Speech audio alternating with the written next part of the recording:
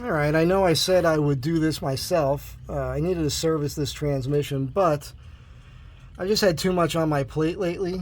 Been working too much. Benefit of working too much is you can actually afford to pay somebody else to do it.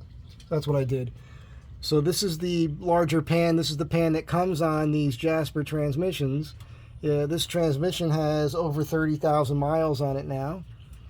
And I got this one has a drain plug in it. And I bought the washer, not the washer, but a magnet. It's funny, this was in a GM box, but on the part, it looks like a large washer. There's a hole in the middle. So the magnet sits here on the inside around this drain plug. And it was funny, somebody wrote made in China on that when I opened the box. And then this is the dormant part for the pan itself. And I think this is for the filter. It's the extended filter for this. So yeah, I was having an issue. Again, Jasper transmission shouldn't really be having any issues, but it happened a few times. It seemed like mainly when I went from reverse into first gear, where it was like a slight, it went in gear and the van was rolling forward, but it just seemed like it wasn't grabbing all the way.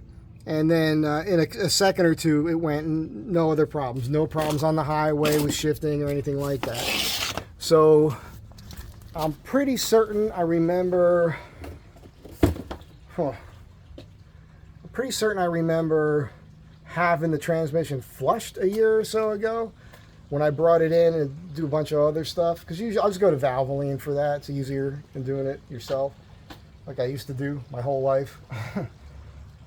And but when they do that, they do it all from the front. They're not pulling the pan, so it still had the original filter and everything. I figured, let me just do all that, and it was like $230 for them to do it. Not insignificant, but you know, what is your time worth? You know what I mean? How long is that going to take you? You're going to be messy. You got to deal with the fluids and everything. So I figured it's worth it.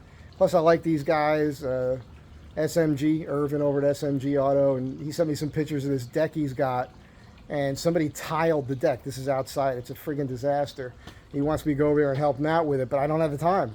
But I gave him some good tips. He's going to send me some more pictures. I'm going to walk him through it. Dave wanted my help on something, and I haven't had the time. And he wanted to build this kind of mezzanine, like a deck, like a loft space in his shop.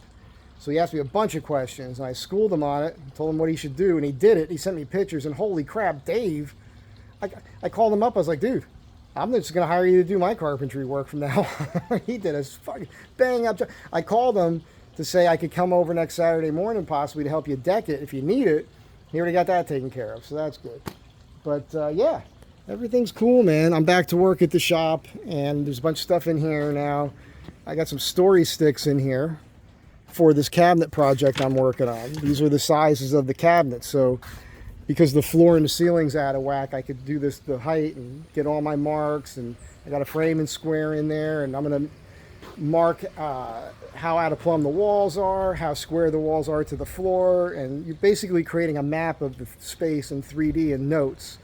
So when I make all my panels and everything, I add material to the parts that need it so that when they all go in there, everything will be plumb and all that.